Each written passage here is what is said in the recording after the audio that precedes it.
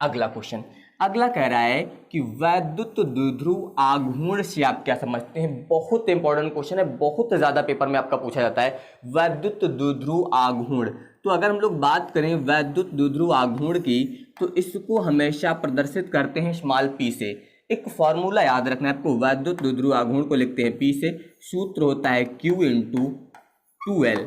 अब आप इसे q इंटू 2l से भी लिख सकते हैं, या फिर कहीं कहीं पर आपको ऐसा मिल जाएगा p बराबर q इंटू डी। तो कंफ्यूज मत होना, ठीक है। d या फिर 2l जो है ये दोनों आवेशों के बीच की दूरी होती है, ये आपको याद रखना है। वैद्युत द्विध्रुव जो होता है ये दो आवेशों से मिलकर बनता है जिनके परिमाण समान होते हैं, दोनों के मान बराबर होते हैं, लेकिन चिन्ह जो होते हैं वो विपरीत होते हैं। तो Q क्या है, दोनों आवेशों में से एक आवेश का आपको परिमाण लेना है। 2l क्या है, इन्हीं दोनों के बीच की जो दूरी है इसे आप 2l से भी 2l से लिख सकते हैं, या फिर d से प्रदर्शित कर सकते हैं। तो कुल मिला के वैद्युत द्विध्रुव आघूर्ण की परिभाषा आप इस सूत्र से कैसे बता सकते हैं। आप बताएंगे कि जो वैद्युत द्विध्रुव आघूर्ण होता है ये दोनों आवेशों में से एक आवेश के परिमाण और दोनों आवेशों के बीच की दूरी के गुणनफल के बराबर होता है। बस आप इस तरह से इसकी परिभाषा लिख सकते हैं। फिजिक्स में परिभाषाएं आप आसानी से तैयार कर सकते हैं इन्हीं सूत्रों का यूज करके। अगर आपको सूत्र तैयार हैं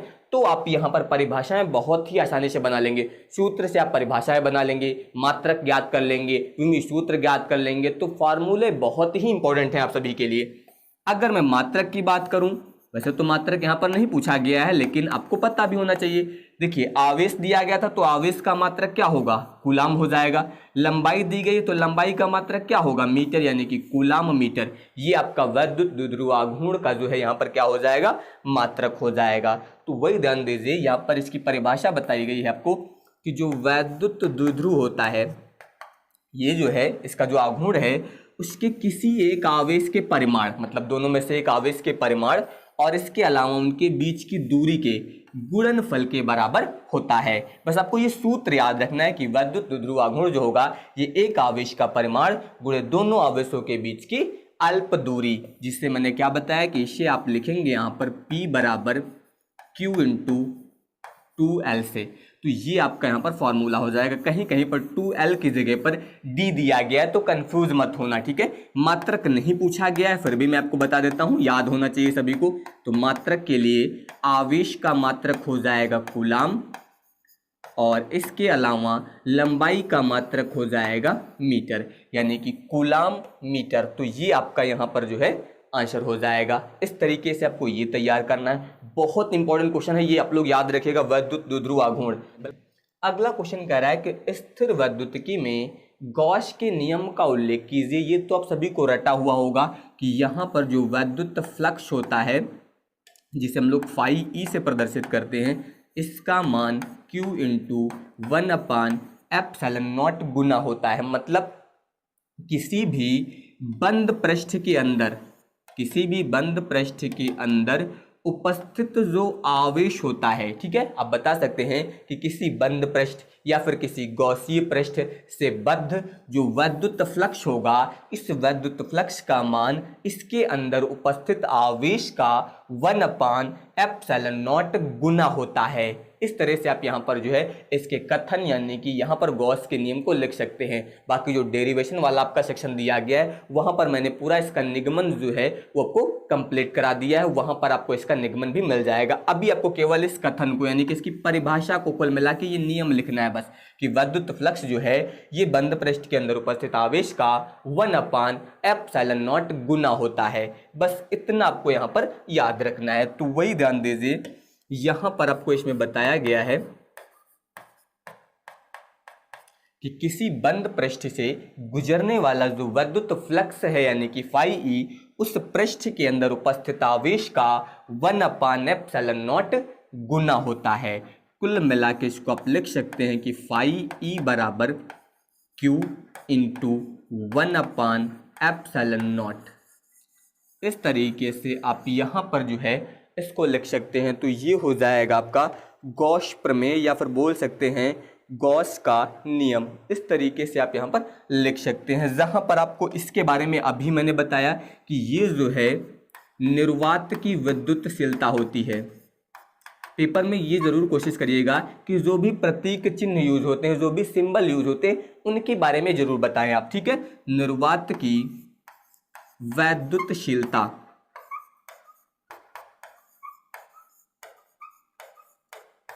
तो ये जो है आपको यहाँ पर निर्वात की वैद्युतशीलता दी गई है। तो इस तरीके से आपको यहाँ पर गॉस प्रमेय का जो कथन यानी कि नियम है वो आप बता सकते हैं इस तरीके से। अब इसके बाद देखिए वैद्युत फ्लक्स से क्या तात्पर्य है, किसकी बात हो रही है, वैद्युत फ्लक्स। वैद्युत फ्लक्स को लिखते किससे हैं, फाई ई से लिखते हैं, ये आप सभी को पता है। इससे क्या तात्पर्य है, आप सभी को पता है कि किसी भी बंद पृष्ठ से, मान लीजिए एक बंद पृष्ठ दिया गया और इस बंद पृष्ठ से गुजरने वाली जो वैद्युत बल रेखाएं होती हैं, इन्हीं वैद्युत बल रेखाओं की संख्या को इस पृष्ठ से बद्ध वैद्युत फ्लक्स बोला जाता है। क्या बताएंगे आप कि किसी बंद पृष्ठ से बद्ध या फिर किसी बंद पृष्ठ से गुजरने वाली समस्त वैद्युत बल रेखाओं की संख्या को उस पृष्ठ से बद्ध वैद्युत फ्लक्स कहते हैं और इसे फाई ई से प्रदर्शित करते हैं। इसका सूत्र भी देना है आपको यहाँ पर, तो सबसे पहले ध्यान दीजिए, यहाँ पर इसकी परिभाषा आपको बताई गई है। बताया क्या गया कि किसी वैद्युत क्षेत्र में किसी पृष्ठ से गुजरने वाली वैद्युत बल रेखाओं की संख्या को उस पृष्ठ से बद्ध वैद्युत फ्लक्स कहते हैं और इसे फाई ई से यहाँ पर प्रदर्शित करते हैं। तो अब ध्यान दीजिए, मान लीजिए वैद्युत बल रेखाएं हैं, तो ये वैद्युत क्षेत्र है, यहाँ पर एक अल्पांश लिया गया है डी ए और ये अल्पांश क्षेत्रफल सदिश दिया गया है। तो क्षेत्रफल सदिश और ई के बीच का कोण मान लीजिए कितना है, थीटा।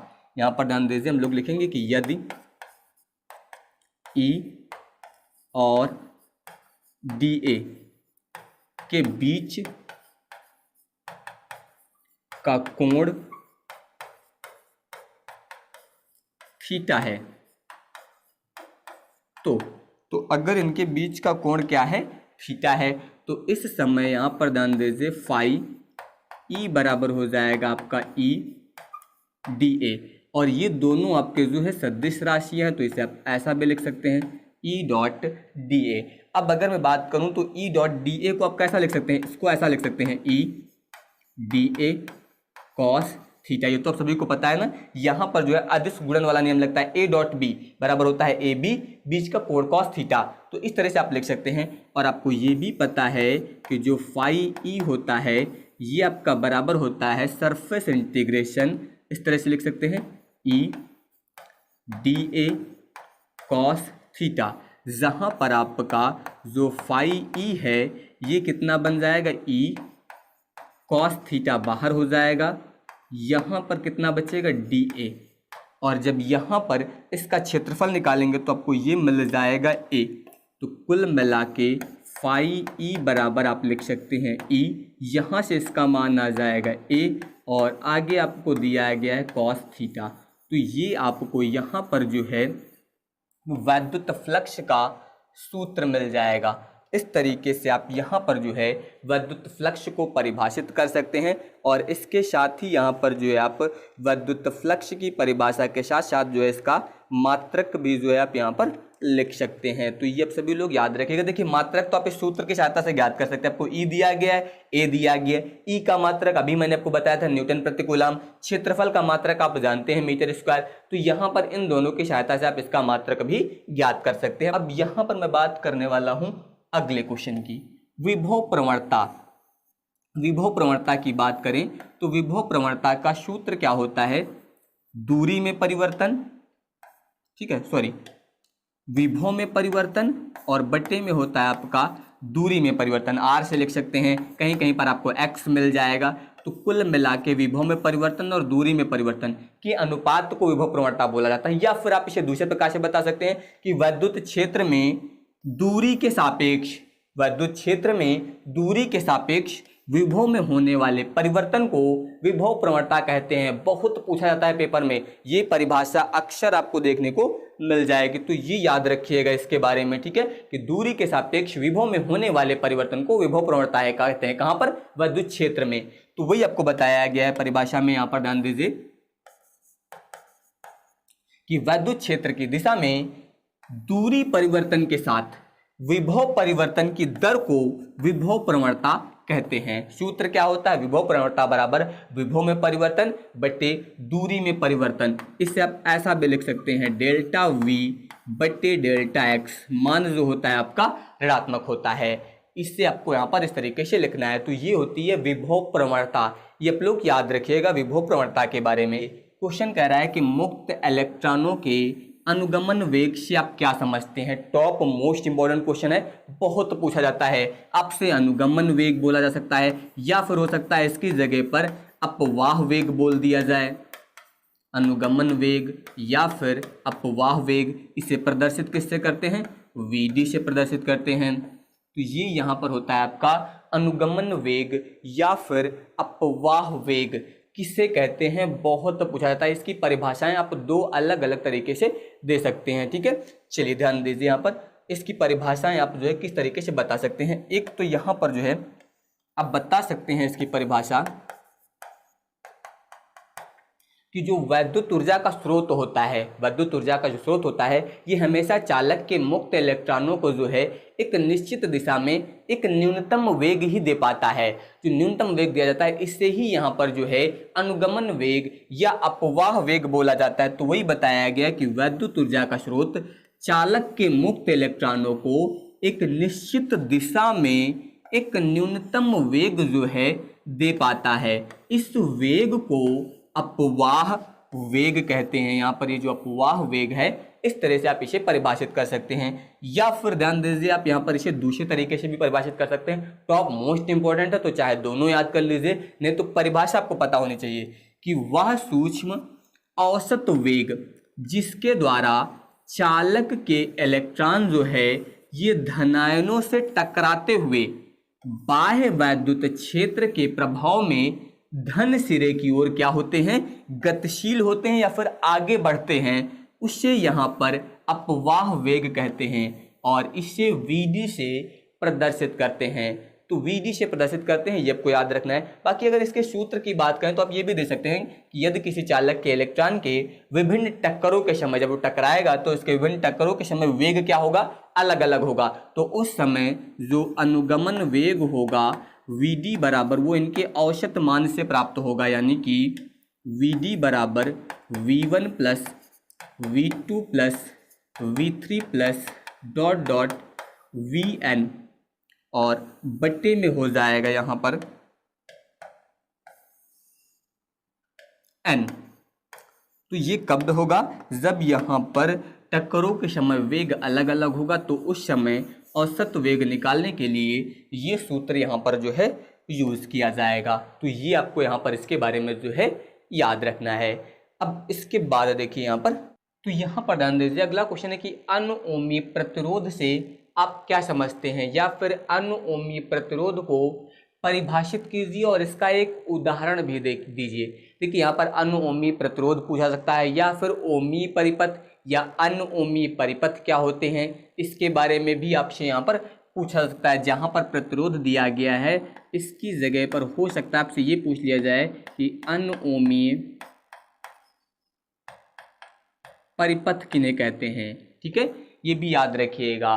तो याद रखिएगा कि जो V/I का अनुपात होता है RNA के प्रतिरोध जिनके लिए नियत रहता है, ऐसे जो परिपथ होते हैं वो आपके होते हैं ओमी परिपथ, और जिनमें R का मान नियत नहीं होता है वो आपके होते हैं अनुओमी परिपथ। सिंपल तरीके से अगर आप बताना चाहें तो आप बता सकते हैं कि ऐसे परिपथ जो ओम के नियम का पालन करते हैं वहाँ पर उन्हें क्या बोला जाता है? ओमी परिपथ बोला जाता है। और ऐसे परिपथ जो ओम के नियम का पालन नहीं करते हैं उन्हें यहाँ पर अनुओमी परिपथ जो है बोला जाता है। तो वही ध्यान दीजिए, यहाँ पर हम लोग बात करने वाले हैं अनुओमी परिपथ की, और इसका जो प्रतिरोध होता है वही आपका अनुओमी प्रतिरोध कहलाता है। तो सभी धात्विक चालक के परिपथ जिनमें जो है यहाँ पर ओम के नियम का पालन नहीं होता है, विशेष रूप से ध्यान दीजिएगा, नहीं होता है, उन्हें अनुओमी परिपथ बोला जाता है। और अगर ओम के नियम का पालन होता है तो ऐसे परिपथों को ओमी परिपथ यहाँ पर बोला जाता है। और इसके अलावा ये भी याद रखिएगा कि ऐसे परिपथों के लिए जो है यहाँ पर V तथा I मतलब वोल्टेज और धारा का जो ग्राफ है ये हमेशा जो है एक सरल रेखा नहीं आता है बल्कि वक्राकार हो जाता है। कैसे परिपथ? अगर आपका परिपथ अनुओमी है तो ऐसे परिपथों के लिए कभी भी वोल्टेज और धारा का जो ग्राफ होता है ये सरल रेखा नहीं आता है, बल्कि ये क्या होता है, ये वक्राकार हो जाता है। और ये ग्राफ जो होते हैं अरैखिक अभिलक्षण यहाँ पर कहलाते हैं। इसके बारे में भी पूछा जाता है कि वी आई अरैखिक अभिलक्षण ग्राफ प्रदर्शित करिए, तो ये भी याद रखिएगा। ओमीय परिपथ जो होंगे उनके लिए तो वी और आई में सरल रेखा प्राप्त होगी, लेकिन अनओमीय में वक्राकार यहाँ पर जो है भाग प्राप्त होता है। एग्जाम्पल की बात हुई तो एग्जाम्पल में बता सकते हैं जैसे कि टार्च का बल्ब, वैद्युत बल्ब, डायोड, इसके अलावा डायोड वाल्व, ट्रांजिस्टर, द्रव अपद्रव्य आदि। यहाँ पर मैंने ओमीय और अनओमीय के ये एग्जाम्पल दिए हैं, तो ये आप लोग याद रखिएगा। इससे आप यहाँ पर इसको जो है बता सकते हैं। टॉप मोस्ट इंपॉर्टेंट क्वेश्चन है, अक्सर ये आपको लघु उत्तरी में देखने को मिलेगा। तो यहाँ पर क्या कह रहा है कि वैद्युत परिपथ संबंधी किरचॉफ के दोनों नियम समुचित आरेख बनाकर समझाइए। हो सकता है यहाँ पर एक नियम भी पेपर में पूछ लिया जाए कि किरचॉफ के पहले नियम के बारे में बताइए या किरचॉफ का दूसरा नियम बताइए। ध्यान से समझ लीजिए क्योंकि टॉप मोस्ट इंपॉर्टेंट क्वेश्चन है। सबसे पहला नियम जो है जिसे हम लोग यहाँ पर प्रथम नियम बोलते हैं या फिर इसे जो है धारा नियम भी बोला जाता है। प्रथम नियम या फिर धारा नियम। इस नियम में याद रखिएगा कि जैसे कि मान लीजिए, इसमें ध्यान दीजिए, कई सारे ये तार हैं और ये सभी एक ही बिंदु पर कनेक्टेड हैं। इसमें मान लीजिए धारा प्रवाहित हो रही, इसमें अंदर की ओर आ रही, यहाँ पर भी धारा मान लीजिए अंदर की ओर आ रही, बाकी इन सभी में धारा जो है वो बाहर की ओर जा रही है, लेकिन ये सभी क्या हैं, एक ही बिंदु पर कनेक्टेड हैं। तो यहाँ पर किरचॉफ ने क्या नियम दिया है, पहला नियम कि सिग्मा आई बराबर हमेशा 0 होता है। मतलब ये जो बिंदु है इससे बोलते हैं संधि। तो यहाँ पर जो मैंने आपको प्रथम नियम, धारा नियम, इसे संधि नियम भी बोला जाता है, ये भी याद रखिएगा, संधि नियम। तो ये पॉइंट क्या कहलाता है, संधि। तो इन्होंने क्या बताया कि किसी भी संधि पर मिलने वाली समस्त धाराओं का जो बीजगणितीय योग होता है वो शून्य होता है। समस्त धाराओं का बीजगणितीय योग मतलब यहाँ पर इन सभी का जो योग होगा धाराओं का, ये कितना आएगा, हमेशा 0 आएगा। तो बीजगणितीय योग को ही सिग्मा से प्रदर्शित करते हैं। तो यहाँ पर नियम क्या बताएंगे कि किसी भी संधि पर मिलने वाली समस्त धाराओं का बीजगणितीय योग हमेशा शून्य होता है। बाकी पॉइंट क्या क्या याद रखने हैं कुछ। एक तो जितनी धाराएं, जिन धाराओं के मान संधि की ओर है, मतलब जिनकी दिशा संधि की ओर होती है, उनके मान हमेशा पॉजिटिव ले जाते हैं, और जो धाराएं संधि से बाहर जाती हैं उनका मान हमेशा निगेटिव लिया जाता है। ये याद रखिएगा। तो वही आप ध्यान दीजिए, यहाँ पर जो इसका पहला नियम यानी कि जो संधि का नियम है, इसे बताया गया कि किसी विद्युत परिपथ में किसी संधि पर मिलने वाली समस्त धाराओं का बीजगणितीय योग जो होता है ये क्या होता है, शून्य होता है। जिससे आप क्या लिख सकते हैं, सिग्मा आई बराबर 0।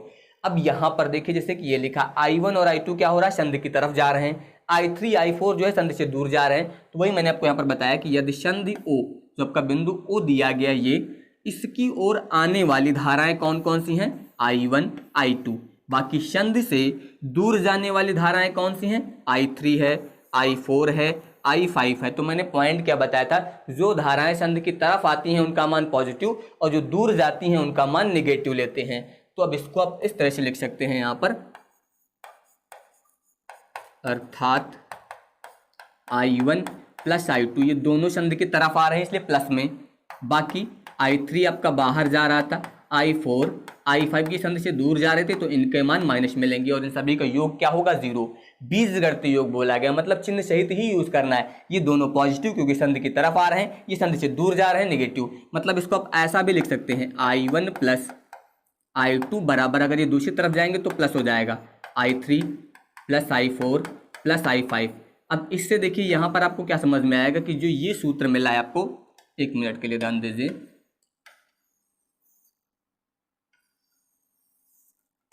ये जो सूत्र मिला है आपको यहाँ पर, ये इसमें देखिए I1 और I2 क्या है, ये संधि की ओर आने वाली धाराएं हैं, I3 I4 क्या है, संधि से दूर जाने वाली धाराएं। तो आप इस नियम को कैसे बता सकते हैं कि संधि की ओर मिलने वाली धाराओं का योग जो होता है संधि से दूर जाने वाली धाराओं के योग के बराबर होता है, ऐसा भी आप बता सकते हैं। तो वही बताया गया है कि इस प्रकार जो है संध की ओर आने वाली धाराओं का जो योग होता है ये संध से दूर जाने वाली धाराओं के योग के बराबर होता है। ये आपको याद रखना है। कुछ विशेष पॉइंट हैं जो आपको याद होने चाहिए, ये मैं आपको इसलिए बता रहा हूँ ताकि ऑब्जेक्टिव में भी ये काम करेंगे, ठीक है। सबसे पहले तो संध की ओर आने वाली धाराओं का मान हमेशा धनात्मक आपको लेना है, न्यूमेरिकल में भी काम करेगा। और संध से दूर जाने वाली धाराओं का मान हमेशा ऋणात्मक लेना है। पेपर में ये लिखने की जरूरत नहीं है आपको, ये मैं आपकी जानकारी के लिए बता रहा हूँ, ठीक है। वहां पर केवल आपको नियम ही लिखना है जितना बताया गया, ये नोट पॉइंट लिखने की कोई जरूरत वहां पर नहीं है। बाकी यह नियम जो है आवेश संरक्षण के नियम को व्यक्त करता है, ये याद रखिएगा कि ये हमेशा ये पूछा जाता है ऑब्जेक्टिव में कि जो पहला नियम है किस नियम को व्यक्त करता है, तो ये नियम आपका आवेश संरक्षण के नियम को व्यक्त करता है। और इस नियम को किरचॉफ का धारा नियम भी कहते हैं। मैंने आपको शुरुआत में ही बता दिया था कि इसे जो है धारा नियम भी बोला जाता है। अब इसके बाद देखिए, अब यहाँ पर हम लोग बात करने वाले हैं किसके, द्वितीय नियम की। ये तो हो गया पहला नियम। अब समझिए आप सेकंड नियम। सेकंड के लिए ध्यान दीजिए, जैसे कि मान लीजिए कोई एक परिपथ दिया गया है, इस तरह से यहाँ पर जो है एक बंद परिपथ दे दिया गया है। अब इस परिपथ में यहाँ पर मान लीजिए सेल लगा हुआ है, एक सेल यहाँ पर लगा हुआ है, यहाँ पर कुछ इसका प्रतिरोध है, यहाँ पर कुछ प्रतिरोध दिया गया आपको, ठीक है। यहाँ से धारा प्रवाहित हो रही है, मान लीजिए इस तरीके से इसमें से धारा प्रवाहित हो रही है। तो यहाँ पर इनका जो दूसरा नियम है यानी कि जो सेकंड नियम है इसे लूप का नियम बोला जाता है। क्या बोलते हैं, लूप नियम या फिर पाश नियम। याद रखिएगा, सेकंड नियम को द्वितीय नियम, लूप नियम या पाश नियम बोला जाता है। नियम क्या है, नियम बहुत ही सिंपल है, सिग्मा आई इंटू आर बराबर होता है सिग्मा ई। ये दूसरा नियम है। पहला आपका सिंपल ही था, सीधे सीधे सिग्मा आई बराबर 0 हो जाता है। यहां पर क्या बताया गया, आई इंटू आर बराबर ही सिग्मा बीजगणितीय योग है। मतलब इन्होंने बताया है किरचॉफ ने कि किसी भी बंद परिपथ का मतलब जैसे कि ये एक पूरा का पूरा बंद परिपथ दिया गया, तो किसी भी बंद परिपथ में बहने वाली जो धारा है और उसके संगत जो प्रतिरोध है, किसी भी बंद परिपथ में बहने वाली जो धारा है और उसके संगत जो प्रतिरोध हैं, इन सभी के गुणनफल मतलब आई इंटू आर किया गया, मतलब इन दोनों का गुणा किया गया। तो इनके गुणनफलों का बीजगणितीय योग, क्योंकि यहां पर भी धारा है, यहां पर भी धारा है, ये प्रतिरोध है, तो ये प्रतिरोध, इन सभी के बीजगणितीय योग का मान जो होगा वो यहाँ पर इस परिपथ में कार्य करने वाले जो सेल होंगे इनके विद्युत वाहक बलों के योग के बराबर होगा। याद रखिएगा, ये जो मैंने बताया ये आपका की पॉइंट है, यही मेन नियम है। क्या बताया गया कि किसी भी बंद परिपथ या फिर बंद पास या बंद लूप के अंदर बहने वाली धारा और उसके संगत प्रतिरोधों के गुणनफलों का जो बीजगणितीय योग होता है ये हमेशा उस परिपथ में लगे हुए सेलों के विद्युत वाहक बल के योग के बराबर होता है। इस तरीके से आपको यहाँ पर इसका सेकंड नियम जो है वो बताना रहेगा। तो वही ध्यान दीजिए, आपको यहाँ पर जो द्वितीय नियम है बताया गया है कि किसी परिपथ में प्रत्येक बंद पास के विभिन्न भागों में प्रवाहित धाराओं और उनके संगत प्रतिरोधों के गुणनफलों का जो बीजगणितीय योग है ये उस पास में लगने वाले विद्युत वाहक बलों के बीजगणितीय योग के बराबर होता है, जिसे आप सिंपल तरीके से लिख सकते हैं कि सिग्मा आई इंटू आर बराबर sigma E.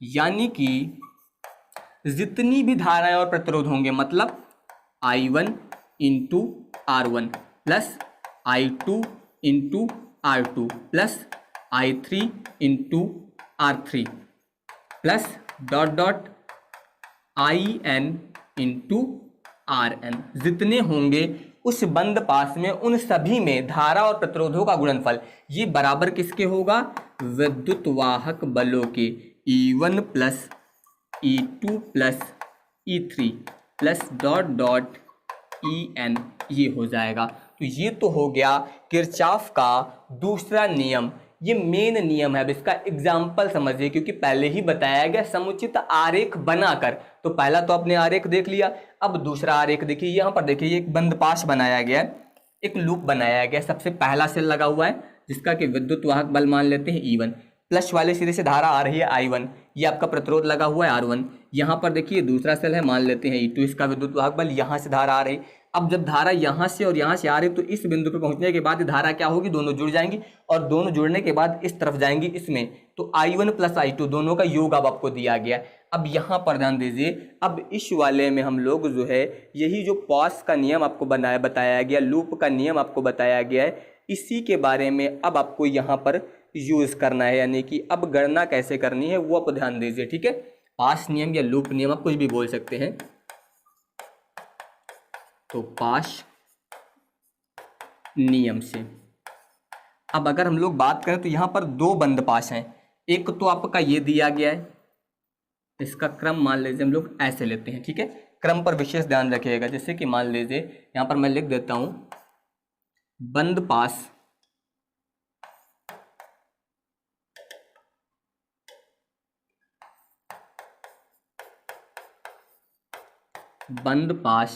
A B C D A, ऐसा ध्यान दीजिए A B C D A, जहां से स्टार्ट होगा वहीं पर एंड करना है, A B C D A में। इस वाले में अब आपको ये जो बंद पास लिया गया है, अब इसमें आपको लूप नियम जो है यहाँ पर यूज करना है। तो जब लूप नियम आप यहाँ पर यूज करेंगे तो अब देखिए, सबसे पहले मैंने इसके बारे में बताया, तो मैंने क्या बताया, इसमें जितने भी प्रतिरोध और धारा है, पहले देखिए I1 है, इसके संगत प्रतिरोध क्या है R1, ये लिख दीजिए आप I1 इंटू R1 प्लस। अब यहाँ पर समझिए, हमेशा जैसे कि मैंने क्रम क्या बताया, इस तरह से ये इसका क्रम है, मतलब जो धारा प्रवाहित हो रही है वो इस क्रम में प्रवाहित हो रही है, यहाँ पर समझिए ऐसे धारा प्रवाहित हो रही है।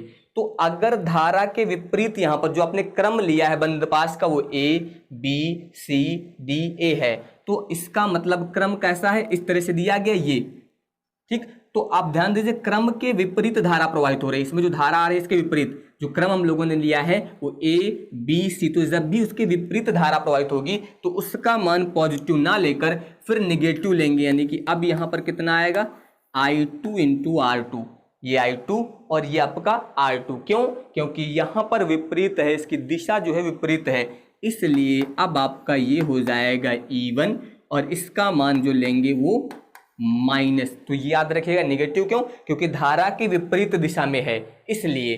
तो एक तो समीकरण आपका ये बना। अब हम लोग दूसरे वाले लूप की बात करने वाले हैं यहाँ पर। अब इस वाले में ध्यान दीजिए, अब आपका ये बंद पास मान लीजिए सेकंड है, इसमें भी इसी क्रम में ध्यान दीजिए, इस तरह से इसको ध्यान दीजिए, बंद पास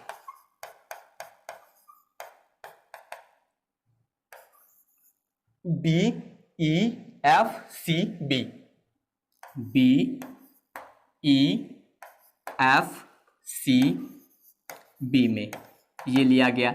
अब इसमें ध्यान दीजिए, अब हम लोगों ने ये क्रम लिया है तो ध्यान दीजिए इस तरह से लिया, तो धारा तो इसी दिशा में आ रही है यहाँ पर, तो I2 का मान तो पॉजिटिव ही रहेगा, I2 इंटू में हो जाएगा R2। अब फिर ध्यान दीजिए इस तरफ जब जा रहे हैं आगे, तो देखिए इसका भी यहाँ पर क्रम वही है, मतलब दिशा वही है सेम, तो यहाँ पर प्लस लगाइए, लेकिन अब की बात दोनों धाराएं हैं तो अब दोनों लिखेंगे, यानी कि I1 प्लस I2 और इंटू में इसके संगत प्रतिरोध क्या है R3 बराबर में। ध्यान दीजिए, अब इस वाले परिपथ में जो विद्युत वाहक बल लगा हुआ है वो केवल E2 है, तो अब यहाँ पर आपको केवल E2 ही यूज करना है, तो इस तरीके से यहाँ पर ये बन जाएगा। तो ये बंद पास नियम है, ये नियम आपको तैयार होना चाहिए, क्योंकि इसकी सहायता से आप यहाँ पर न्यूमेरिकल सॉल्व कर सकते हैं। तो ये मैंने आपको किस तरह से नियम यूज करना है वो भी मैंने बता दिया, दोनों किरचॉफ के नियम भी बता दिए गए, दोनों नियम बहुत ही इंपॉर्टेंट है, अच्छे से तैयार करना है। यहाँ पर भी कुछ मुख्य पॉइंट है जो आपको तैयार होने चाहिए, इनकी जो देखिए, जो मैं मुख्य पॉइंट लिख देता हूँ ये आपको पेपर में लिखने की जरूरत नहीं, ये मैं आपकी जानकारी के लिए, एक्स्ट्रा जानकारी के लिए लिख देता हूँ, ठीक है। तो ये याद रखिएगा।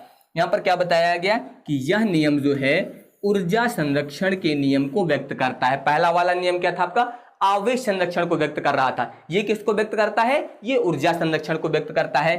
इसे किरचॉफ का उल्टता नियम बोलते हैं। पहले नियम को क्या बोला जाता था, धारा नियम, इसे उल्टता नियम बोला जाता है। इसके अलावा मुख्य धारा तथा इसकी दिशा में प्रवाहित धारा का मान धनात्मक, जो अभी मैं समझा रहा था, कि अगर आपकी मुख्य धारा ये है और इसी दिशा में आप यहां पर क्रम ले रहे हैं, तो वही बताया गया कि मुख्य धारा और इसकी दिशा में प्रवाहित धारा का मान ले रहे हैं तो इसका मान हमेशा धनात्मक आएगा ई का।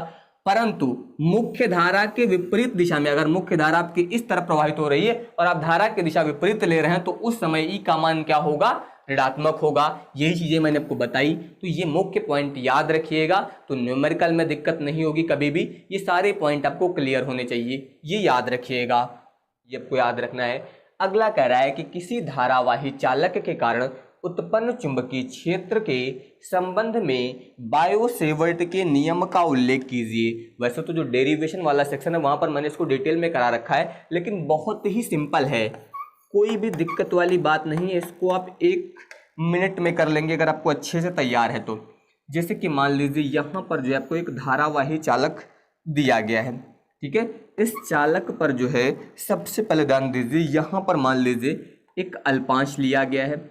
अब इस अल्पांश से जो है कुछ दूरी पर स्थित जो है एक बिंदु है, मान लीजिए इस बिंदु पर आपको चुंबकीय क्षेत्र ज्ञात करना है। तो यहाँ पर ये कुछ ना कुछ कोण बनाएगा, ये मान लीजिए थीटा, इसमें धारा प्रवाहित होगी, मान लीजिए धारा प्रवाहित हो रही है आर।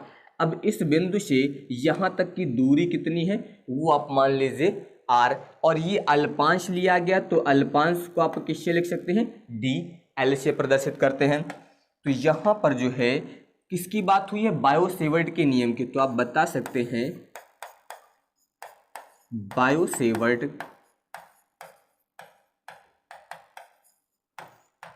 के नियम से, तो बायो-सेवर्ट के नियम के अनुसार जो चुंबकीय क्षेत्र की तीव्रता होती है यानी कि dB, ये हमेशा निर्भर करती है चालक में प्रवाहित होने वाले धारा के, यानी कि धारा के समानुपाती होती है। इसके अलावा यहाँ पर ये जो है जो अल्पांश होता है इस पर निर्भर करती है, यानी कि अल्पांश के समानुपाती होती है। और यहाँ पर चुंबकीय क्षेत्र की तीव्रता जो है वो यहाँ पर जो कोण है इसकी ज्या के, यानी कि साइन थीटा के समानुपाती होती है। और चुंबकीय क्षेत्र की तीव्रता जो है वो यहाँ पर दूरी के वर्ग के व्युत्क्रमानुपाती होती है। तो ये बताया है किसने, बायो-सेवर्ट ने। तो उनके नियम के अनुसार ये समीकरण बनेंगे आपके। इसको हम लोग मान लेते हैं पहला समीकरण, ये हो जाएगा दूसरा समीकरण, इसके बाद ये हो जाएगा तीसरा समीकरण, और फिर हो जाएगा ये चौथा समीकरण। अब इन सभी समीकरणों को हम लोग संयुक्त करेंगे, जोड़ना नहीं है, इन्हें संयुक्त करना है। तो आप लिख सकते हैं कि समीकरणों को संयुक्त करने पर,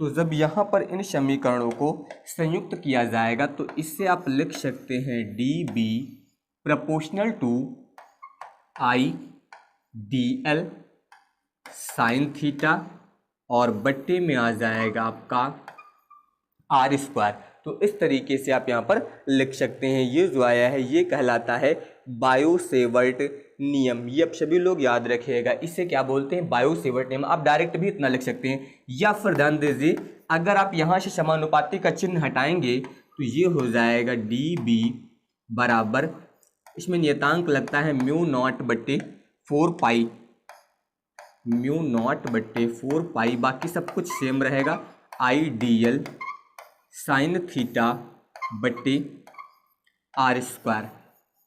तो आप चाहे तो डायरेक्ट ये फॉर्मूला भी लिख सकते हैं। यही फॉर्मूला जो है आपका बायो-सेवर्ट का नियम कहलाएगा। अगर 1 नंबर में पूछा जा रहा है तब तो केवल आपको यही बताना है, लेकिन 2 नंबर 3 नंबर में आ रहा है तब फिर आपको यहाँ पर ये पूरा जो है इस तरह से कंप्लीट करके दिखाना है, ठीक है। जहाँ पर म्यू नॉट जो है निर्वात की चुंबकशीलता होती है और ये यहाँ पर क्या है, एक नियतांक है। तो इस तरह से आप यहाँ पर जो है बायो-सेवर्ट नियम का उल्लेख करेंगे।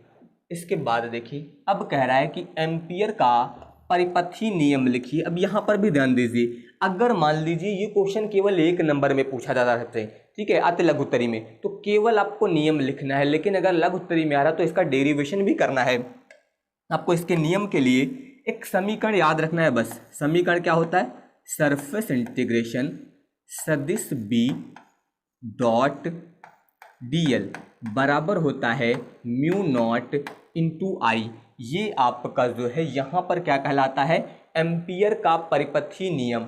एम्पियर का परिपथी नियम जो है, इस तरह से आपको ये समीकरण याद रखना है बस। देखिए ये क्या है, चुंबकीय क्षेत्र, डीएल यहाँ पर क्या है, क्योंकि इसका समाकलन किया जा रहा है तो समाकलन किसी न किसी के सापेक्ष किया जाएगा, तो डीएल मतलब लंबाई के सापेक्ष। तो यहाँ पर चुंबकीय क्षेत्र का जो रेखीय समाकलन होता है, ये यहाँ पर धारा का म्यू नॉट गुना होता है। जैसे कि मान लीजिए यहाँ पर देखिए एक फिगर में प्रदर्शित कर रहा हूँ, जैसे कि मान लीजिए ये एक चालक तार है और इस तार में जो है यहाँ पर आई प्रबलता की धारा प्रवाहित हो रही है। तो यहाँ पर जो है इस तार के चारों ओर जो है एक वृत्तीय पथ की परिकल्पना कर दी गई है। इस तरह से यहाँ पर जो है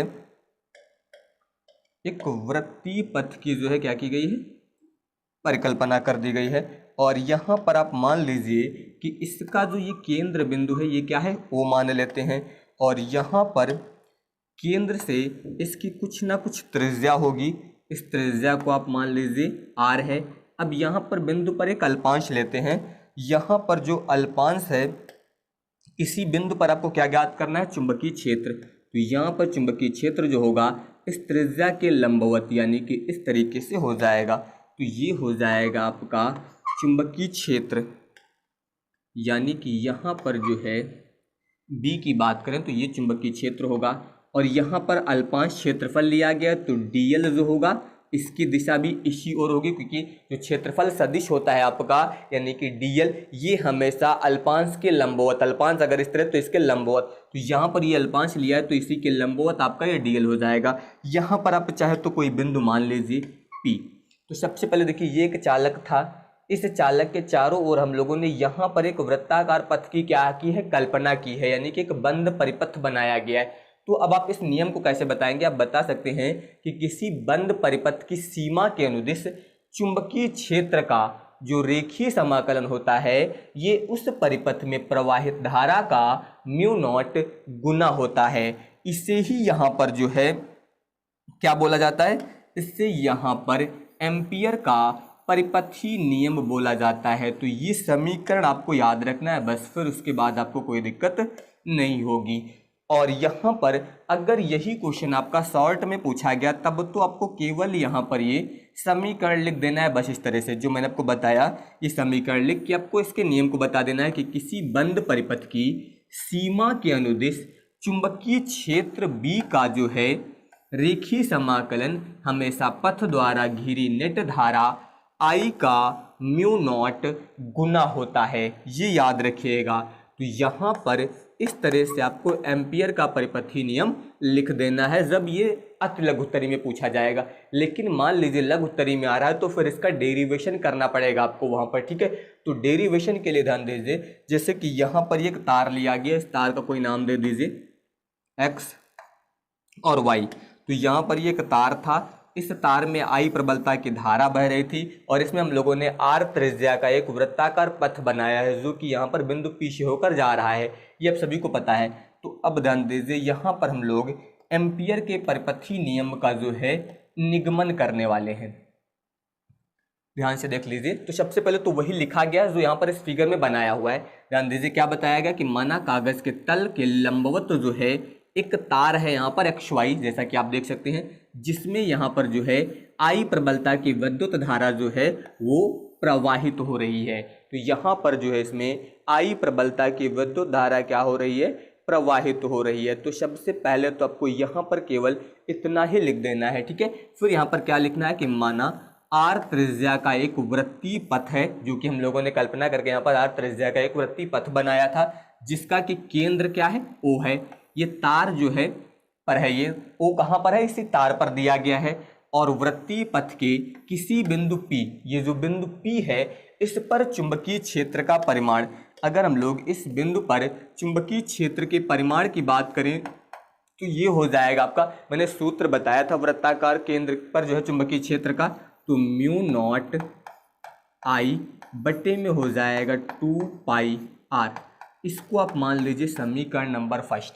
तो यहाँ पर बिंदु P पर जो चुंबकीय क्षेत्र आएगा वो फॉर्मूला कितना बनेगा, म्यू नॉट आई इंटू बटे में 2 पाई आर, ये आपको याद रखना है, ठीक है। अब यहाँ पर जो है ये जो चुंबकीय क्षेत्र है, अब इसी चुंबकीय क्षेत्र का हम लोग क्या करेंगे, रेखीय समाकलन, क्योंकि पहले ही बताया गया कि चुंबकीय क्षेत्र का जो रेखीय समाकलन होता है यही यहाँ पर जो है परिपथ में प्रवाहित धारा का म्यू नॉट गुना होता है।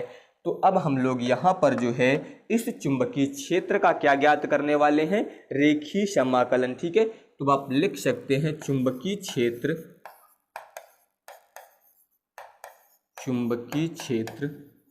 B का पथ के अनुदिश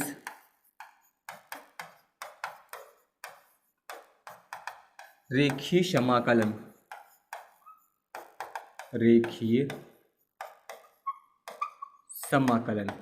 ये तब यूज करना है जब आपको डेरिवेशन करना है। अगर केवल नियम में लिखना है तो आप नियम लिख देंगे, फिर वहां पर आपको ये सब करने की जरूरत नहीं है। ठीक है, तो चुंबकीय क्षेत्र B का जो है, अगर आप यहाँ पर पथ के अनुदिश क्या करते हैं, रेखीय समाकलन, तो अब ध्यान दीजिए चुंबकीय क्षेत्र आपका क्या होता है, ये हो जाएगा सदिश B, इसका आप क्या करने वाले हैं, रेखीय समाकलन। तो रेखीय समाकलन मतलब dl के सापेक्ष इसका समाकलन होगा।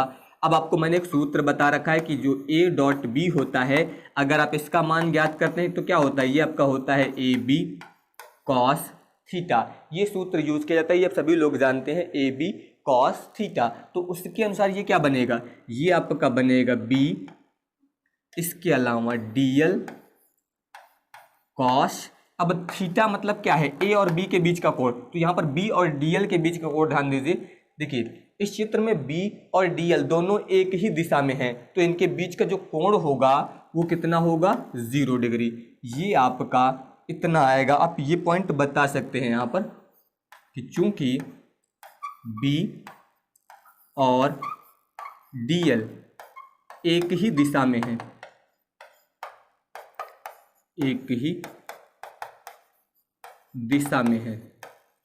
तो एक ही दिशा में होने के कारण कोण क्या हो जाएगा, 0 डिग्री हो जाएगा। तो ये आ जाएगा कोण का मान। अब इसके बाद ध्यान दीजिए यहाँ पर हो जाएगा, इसमें से आप b बाहर कर दीजिए, ये हो जाएगा आपका, ध्यान दीजिए सरफेस इंटीग्रेशन dl, cos 0 का मान 1 हो जाएगा। अब इसमें हम लोग समीकरण 1 से मान रखेंगे b का, समीकरण 1 से, तो यहाँ पर समीकरण 1 में भी b का मान मैंने क्या बताया था, म्यू नॉट आई बट्टे में होता है 2 पाई r, इतना हो जाएगा इनटू, अब ध्यान दीजिए यहाँ पर जो आपको ये दिया गया है सरफेस इंटीग्रेशन dl। अब सबसे पहले ध्यान दीजिए ये वृत्त दिया गया था, इसी वृत्त पर हम लोगों ने एक छोटा सा भाग लिया यानी कि अल्पांश लिया है, तो इस तरह के छोटे छोटे भागों से मिलकर ये पूरा वृत्त बनेगा कि नहीं, मतलब इन सभी अल्पांशों का अगर आप मान ज्ञात करेंगे, योग करेंगे, तो यहाँ पर आपको ये वृत्त की परिधि के बराबर इसका मान मिल जाएगा, क्योंकि छोटे छोटे अल्पांश से मिलकर ही ये वृत्त बना हुआ है। तो अगर यहाँ पर हम लोग इस dl का सरफेस इंटीग्रेशन करेंगे तो इसका मान वृत्त की परिधि के बराबर यानी कि 2 पाई r, ये आपको मिल जाएगा। तो इसमें आप मान रख दीजिए, यहाँ पर ये हो जाएगा आपका 2 पाई r। तो कुल मिला के अब यहाँ पर जो मान आएगा आपका, इसमें ध्यान दीजिए 2 पाई r से 2 पाई r कैंसिल हो जाएगा, तो ये आ जाएगा सरफेस इंटीग्रेशन सदिश b डॉट dl, ये वाला पद लिखा मैंने, बराबर में कितना आएगा, म्यू नॉट आई। और यही अभी आपको जो है यहाँ पर एम्पियर का परिपथी नियम जो है वो बताया गया है। तो इस तरीके से जो है आपको एम्पियर का परिपथी नियम जो है उसका निगमन करना है, ये याद रखिएगा। ये जब निगमन के लिए बोला जाएगा तब आपको ये वहाँ पर यूज करना है।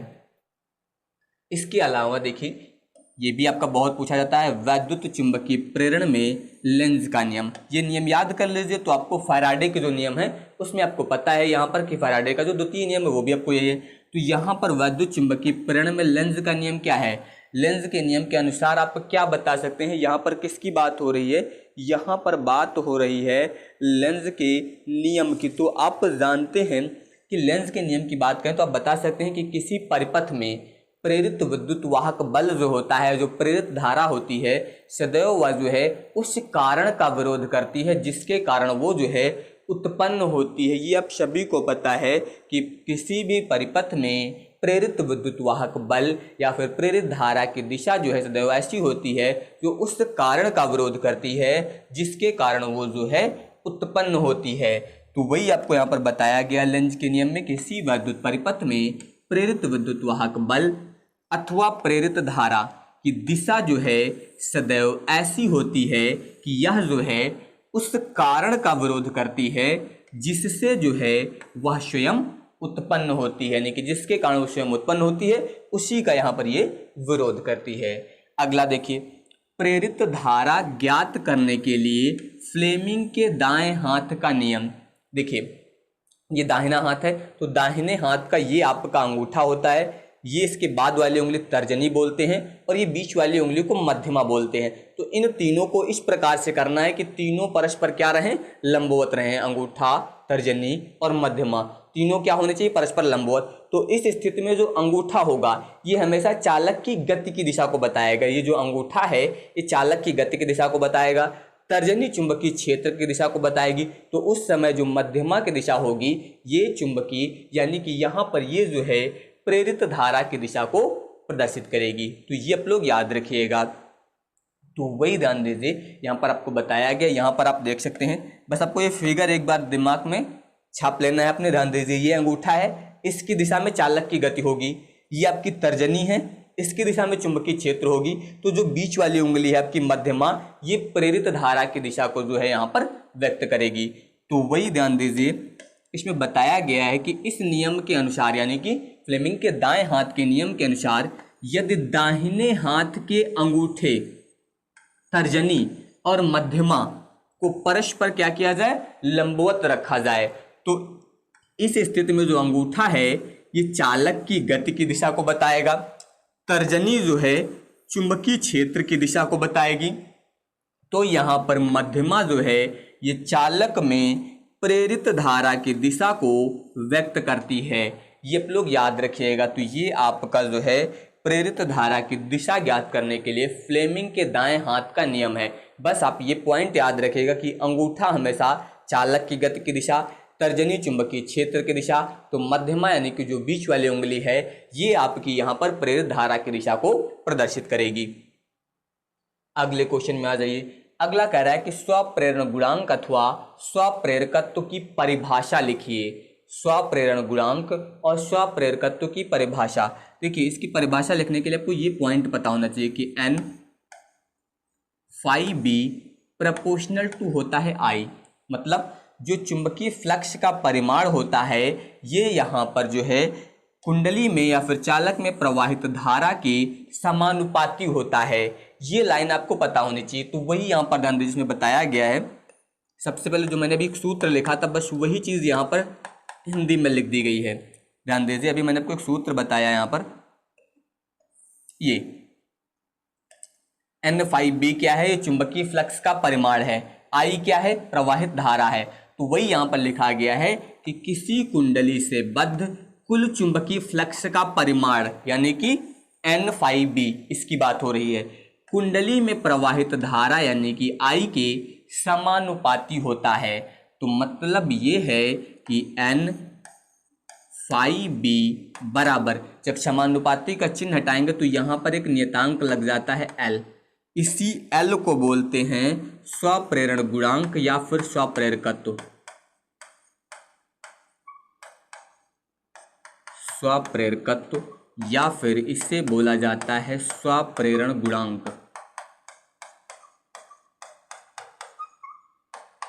तो अब अगर यहां से आप L का मान ज्ञात करें तो L बराबर I इसके बट्टे में आ जाएगा, यानी कि N∅B बट्टे I।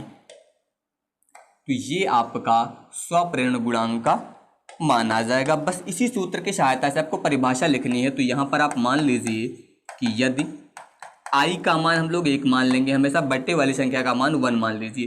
तो धारा कितनी है, 1 एम्पियर। तो अगर धारा 1 एम्पियर है तो उस समय ये L किसके बराबर होगा, ये आपका N∅B के बराबर होगा। तो परिभाषा कैसे बताएंगे, आप बताएंगे यहाँ पर कि यदि किसी चालक में 1 एम्पियर की धारा प्रवाहित की जाए, फिर या फिर बोल सकते हैं 1 एम्पियर प्रबलता की धारा प्रवाहित की जाए, तो उस चालक से बद्ध चुंबकीय फ्लक्स का जो परिमाण है कुंडली के स्वप्रेरण गुणांक के बराबर होता है। बस आपको ये फॉर्मूला मिल गया। धारा का मान आप इकाई मान लेंगे यानी कि 1 मान लेंगे, तो उस समय जो यहाँ पर स्वप्रेरण गुणांक या स्वप्रेरकत्व है यही आपका चुंबकीय फ्लक्स के मान के बराबर हो जाएगा। अब अलग अलग तरीके से इसे परिभाषित कर सकते हैं, लेकिन ये बहुत ही सिंपल तरीका है आपका, ठीक है। तो वही परिभाषा ध्यान दीजिए, यहाँ पर बताई गई है कि किसी कुंडली में 1 एम्पियर प्रबलता की धारा जो है प्रवाहित की जाए, धारा का मान 1 मान लिया गया, तो कुंडली से बद्ध कुल चुंबकीय फ्लक्स का जो परिमाण है यानी कि N∅B उस कुंडली के स्वप्रेरकत्व या फिर स्वप्रेरण गुणांक के बराबर होता है। बहुत ही सिंपल परिभाषा है, लेकिन आपको यहाँ पर जो है सबसे पहले क्या पता होना चाहिए, जो आपको नियम बताया गया है वो आपको यहाँ पर जो है पता होना चाहिए। तो इस तरीके से आप यहाँ पर लिख सकते हैं। तो परिभाषा, इसके अलावा मात्रक की बात हुई है, तो इसका मात्रक जो होता है वो हेनरी होता है। मात्रक क्या होता है? हेनरी। तो एक मात्रक तो आप इसके अनुसार लिख सकते हैं हेनरी, और दूसरा मात्रक आप जो है इस सूत्र के अनुसार भी लिख सकते हैं, चुंबकीय फ्लक्स का मात्रक और धारा का मात्रक, तो इससे भी आप लिख सकते हैं यहाँ पर, ठीक है। तो ये याद रखिएगा। बाकी आपको यहाँ पर मात्रक की बात की जाए तो सीधे सीधे आप बता सकते हैं हेनरी, कैपिटल H से यहाँ पर प्रदर्शित करते हैं, तो ये इसका मात्रक हो जाएगा।